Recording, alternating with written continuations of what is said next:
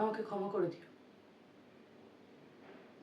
আমি সত্যি তোমাদের প্রত্যেকের কাছে হাত জোড় করে করে ক্ষমা চাইছি।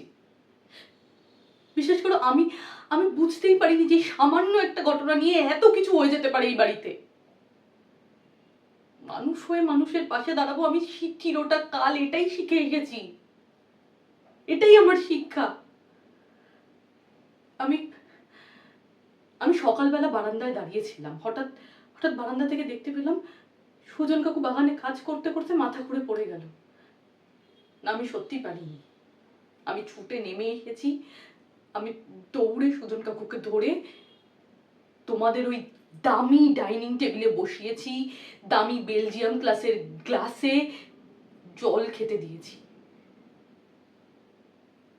আসলে তোমাদের বাড়ির এই এত এত কাজের লোক, এদেরকে তো আমি তো কাজের লোক ভাবি না, নিজের বাড়ির লোক ভাবি, পরিবার ভাবি।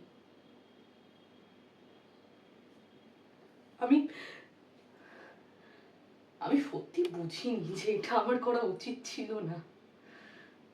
ক্ষমা করো, সত্যি তোমরা প্রত্যেকে আমায় ক্ষমা করো। আর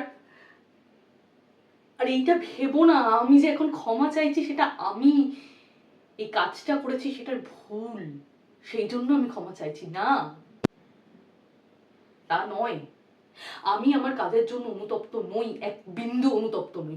আমি অনুতপ্ত যে তোমাদের ওই দামি ডাইনিং টেবিলে আমি তোমাদের না জিজ্ঞেস করে সুজন কাকুর মতন একজন ছোট লোককে বসিয়েছি। আমি অনুতপ্ত তোমাদের না জিজ্ঞেস করে তোমাদের ওই দামি বেলজিয়াম গ্লাসে জল খেতে দিয়েছি ওই লোকটাকে। আমি আমার কাজে আমি অনুতপ্ত নই। সত্যি তো তোমাদের জিনিস আমার তোমাদেরকে জিজ্ঞেস করা উচিত ছিল। আর কখনোই ভুলটা হবে না,